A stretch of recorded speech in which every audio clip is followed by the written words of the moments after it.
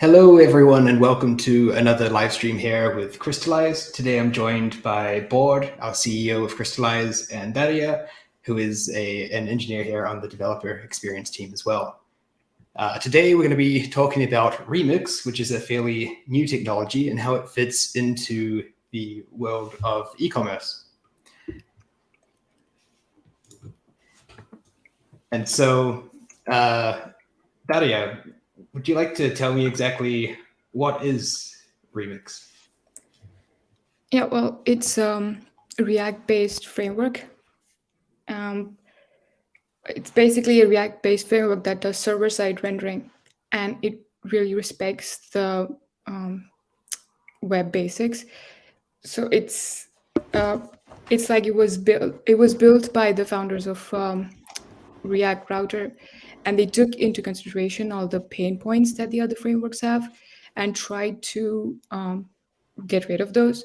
So Remix has some really cool features built into it. So it makes data loading very convenient, error boundaries, even SEO with their built-in meta functions, and especially the nested routing thing Remix does. That's pretty cool.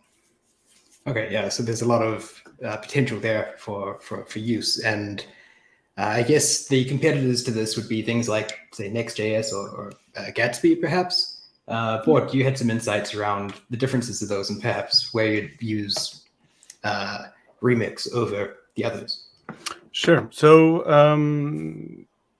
the last couple of years, the Jamstack frameworks have been quite popular, which is NextJS, Gatsby, and the likes. And what they're good at is pre-rendering or pre-generating a website as static.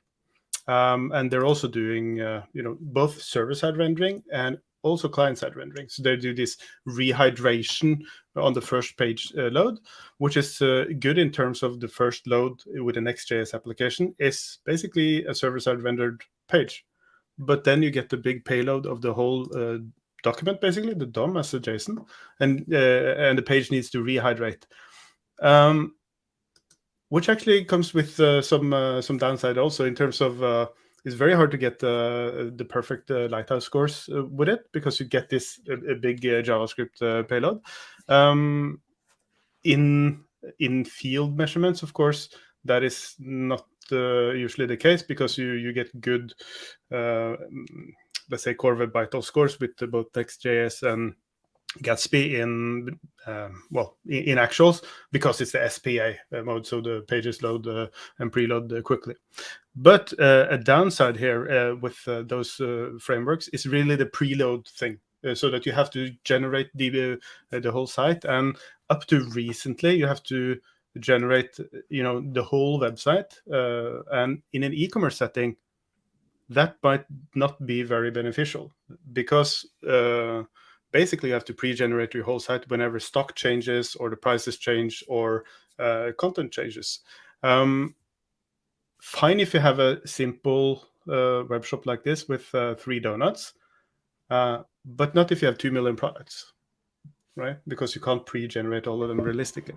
Now, one of the things that I really like about Remix is really the web fundamentals focus. So things like being able to use normal HTTP caching. So you put a CDN in front of Remix, it doesn't do caching.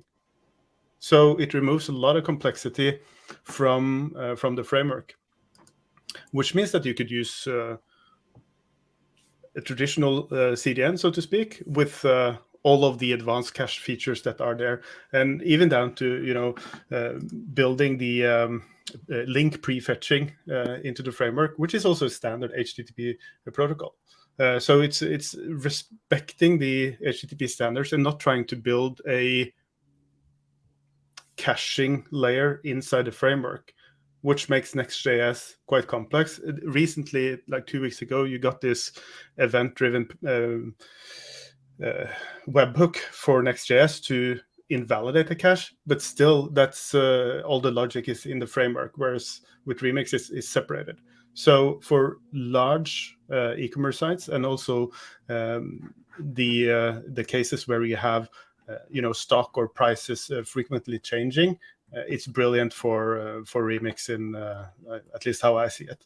So, but it's all server-side rendered, basically. So just to clarify here, so this website we're seeing now with these nice looking donuts, it's in powered by Remix, but what other technology is in play here as well? Yeah, thanks for that segue. So this is basically it's a Remix boilerplate for doing e-commerce. So it's got the basics in terms of being able to purchase a product. You can do some Stripe payment checkout, so it's got the full round trip, but it's built as a hello world example. I mean, the bare minimum you need in order to do a Remix e-commerce experience. Just waiting for Stripe there. And the stack for this is basically we're running the e-commerce backend on Crystallize, and the plug is we're from Crystallize, and Crystallize is a headless commerce service with a super fast GraphQL API. So it's ideal for a backend to a Remix application, for example. And what we have, and of course the Remix you can deploy many places. We deployed this one on fly.io, which is literally quite easy to deploy a Remix application there. And then we put Fastly in front of it for CDN caching, which gives us a lot of control in terms of the granularity of caching and also control in terms of revalidation and purging. So that is the stack and what you're seeing here, basically. But so instead of Fastly, for example, I could use, say, Netlify or Vercel. Should I use those? Or is it so? Netlify?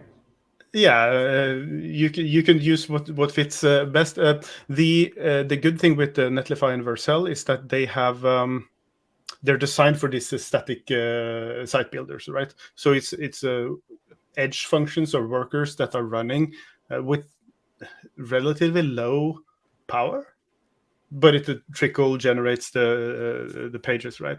So when you run a Remix application directly from for example, fly.io, you get a lot more power. So it's super, super snappy, even with all being dynamic.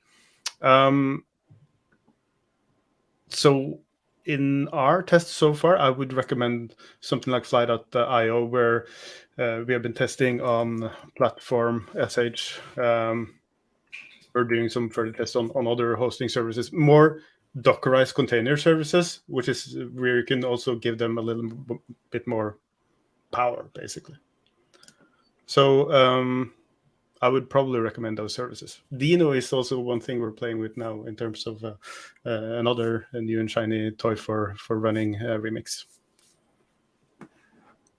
Nice, yeah. So, I mean, we've got the boilerplate here. The links for these, by the way, are in the description for the video. You can find the live demo link and also the documentation and the code for that. But would you like to walk us through a bit of the more technical side of things of this boilerplate and how it sort of is built and powered by Remix? I would love to do that, but I think I'll pass that thing over to Daria, which has built the boilerplate, and maybe we could look at some of the structure of the code, and also let's see what happens if you do a small change on it. Basically, the developer experience. I'll share my screen. Yeah. So once you've installed the boilerplate on your local machine, you'll have two folders. So the first one contains your Remix app, and the second one contains the Service API, which is the middleware, which acts as a middleware and takes care of things such as basket validation and payment services. But we will not be talking about the Service API in this one. Let's take a look at the Remix app. So this is basically the folder structure. The main thing here is the app folder that contains components. So these are all just React components. And then we have the Crystallize folder, which contains all the queries. So this is how you'll fetch the data for the front page, but we don't need to go too deep into the queries. And then we have the routes folder, which contains all the routes the application has. So let's take a look at the code here.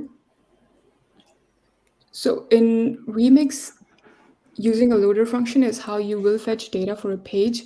So this is loader function. All it basically is doing is fetching the data from Crystallize and then making it available to the component here.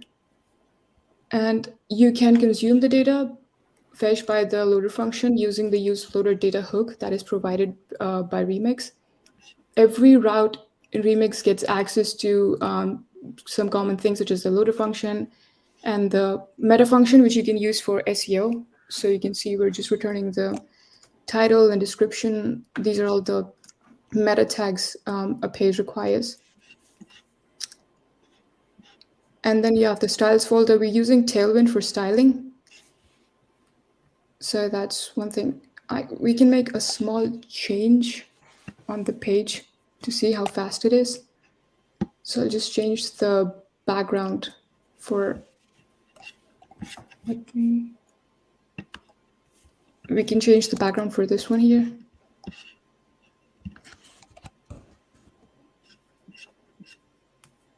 Yeah, and that's how easy it is.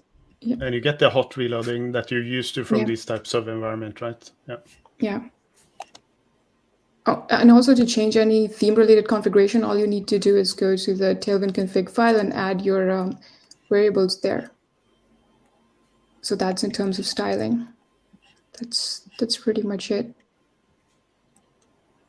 Okay, nice. Yeah, that seems like a really easy to use sort of boilerplate that sort of gives you the basic structure for an e-commerce store that you can then tailor to your own sort of needs, especially when using Crystallize. And this data is all coming from Crystallize, right? So what does it look like in Crystallize sort of behind the scenes, and how is it being shown here?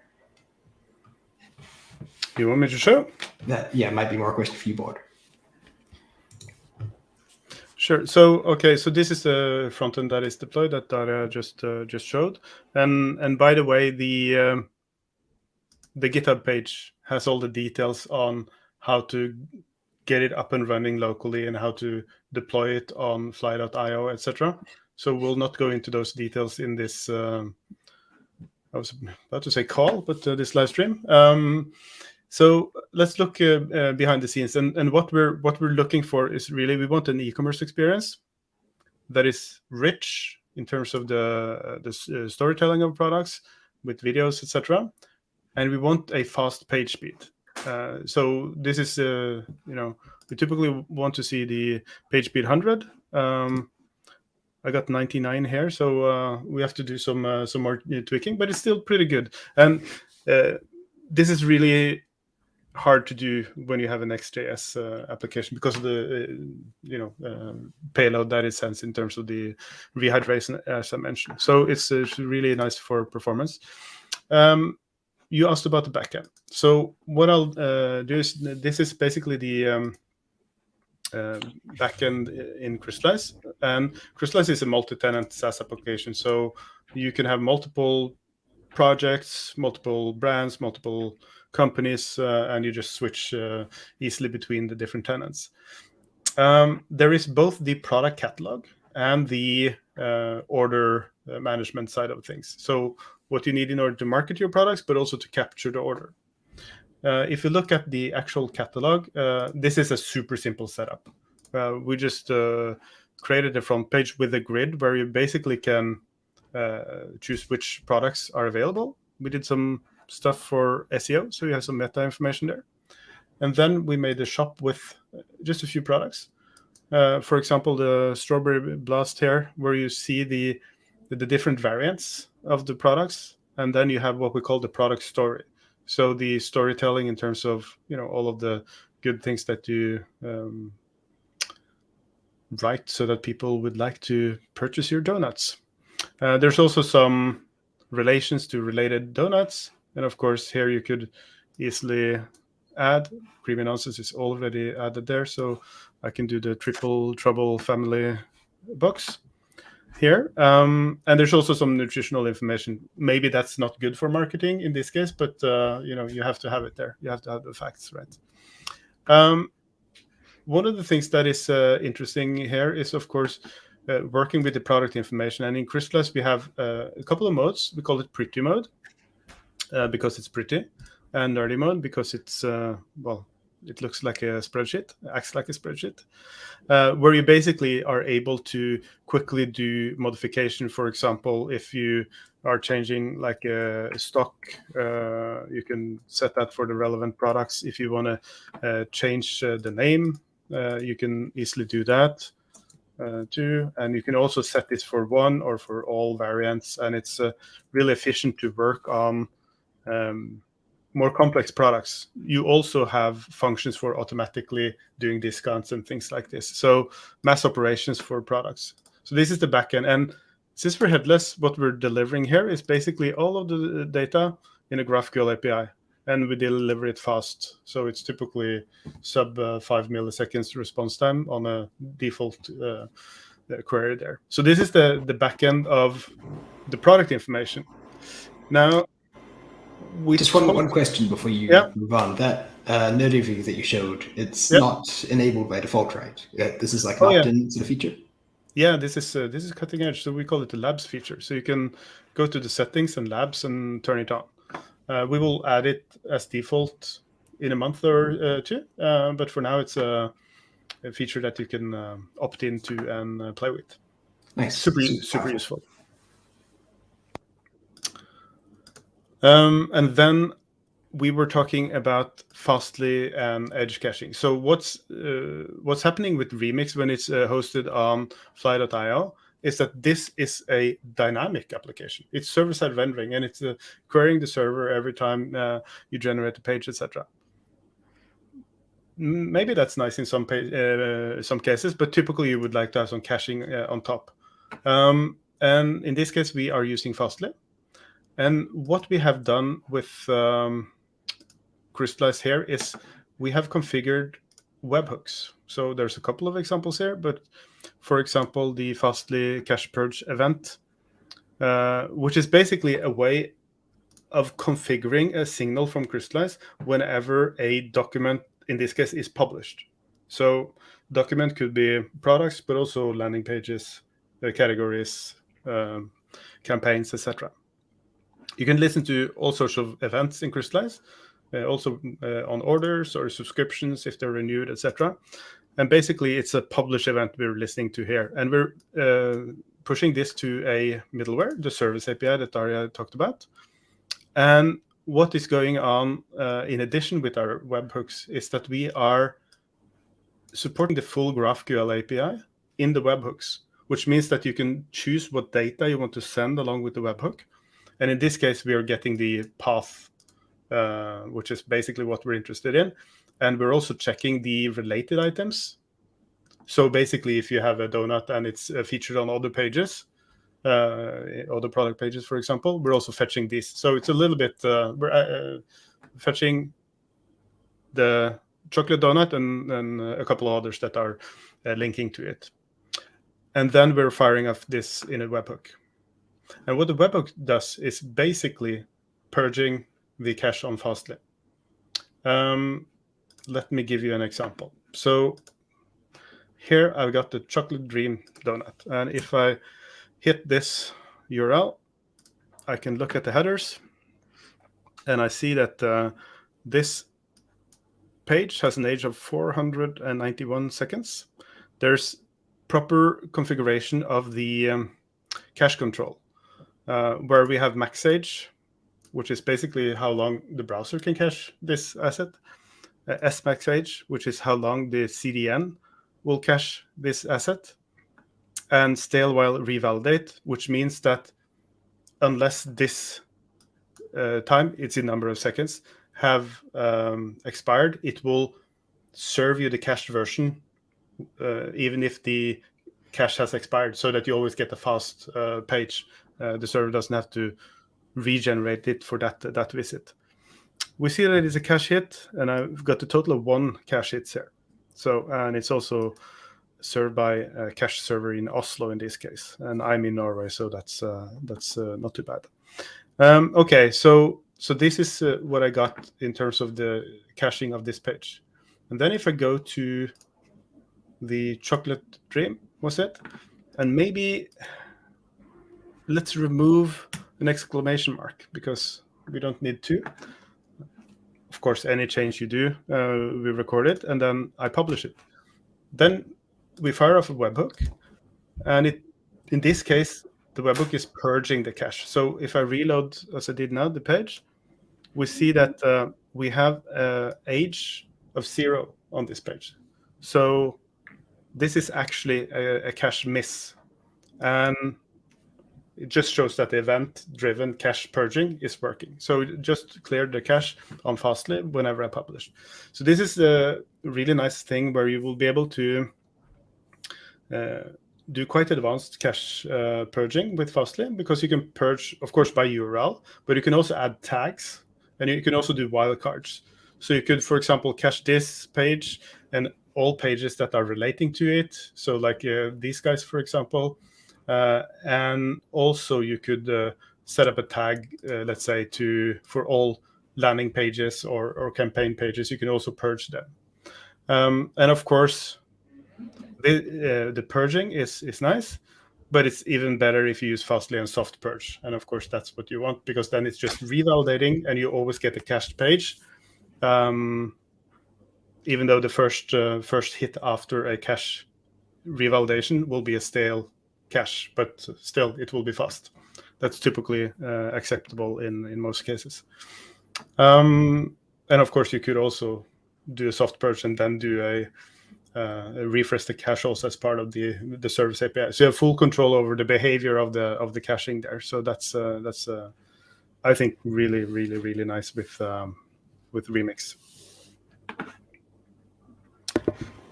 Yeah, I think that's a nice overview of how that Remix boilerplate that we have has been deployed and is connected to Crystallize in this way. And we can see how, like you showed with the purging of the cache, how easily things can be updated, but it's still very performant in when it doesn't need to fetch, or when it doesn't need to fetch directly from the source. It can just keep hitting the cache and get the data really fast and smooth. Yeah, and again, what I really like about it is that then we have the separation of concern between the front-end framework and caching, and we can do it all event-driven. And also, it's still got some last small example where we will have the possibility. Where do you have it here? But let me use this window. Sorry. This window here. So basically, it's using the HTTP standard to a very, very high degree of detail, like how to do prefetching. So whereas some frameworks are a little bit, what do you say? I would say greedy, like NextJS is prefetching a lot of URLs, and if you have not configured a proper time to live, it will basically generate a lot of API calls on the backend. Even though the front end seems to be fast, it kind of puts a big load on the backend, and that's not so good if you have a lot of traffic. But what is going on here is also that you're having a standard HTTP link prefetch that is typically on hover, or if you have some X amount of milliseconds on hover on a link, it will prefetch it, which is an HTTP standard, and that Remix is managing for you. So you still get that slickiness in terms of clicking on related pages. It loads super fast. So it's got some performance and lightweight features there that I really like. And it's all back to the way we used to do it with just working with HTTP and the standards out there. So I like it. It feels very, very simple to use. I mean, just from looking at it, even it seems so straightforward and easy to set up, and yeah. But yeah, so thank you both for taking us through both an overview of Remix and this boilerplate here, but also taking us into the details of the code as well. I think it's been really insightful. And of course, you can find the links for this live preview and the code documentation, as I said, in the description for this live stream as well. But yeah, thank you all for joining. Do either of you have anything else you want to add before we end this? No, I'm good. We will definitely do some follow-ups on this in terms of further details, and probably also look at some different stacks for Remix, because you can run it in different environments, and that's the beauty of what we call a composable commerce stack, right? You pick the services that really make sense for you. Exactly. It's very much pick and choose, and there's so much flexibility as well. That's great. And as always, if you have any questions around the stream or anything else when you're developing with Crystallize or Remix or whatever, feel free to join the Crystallize community Slack channel and ask your question there. There's a link in the live stream description as well. And yeah, so we'll see you next week with our next live stream. And thank you all for watching.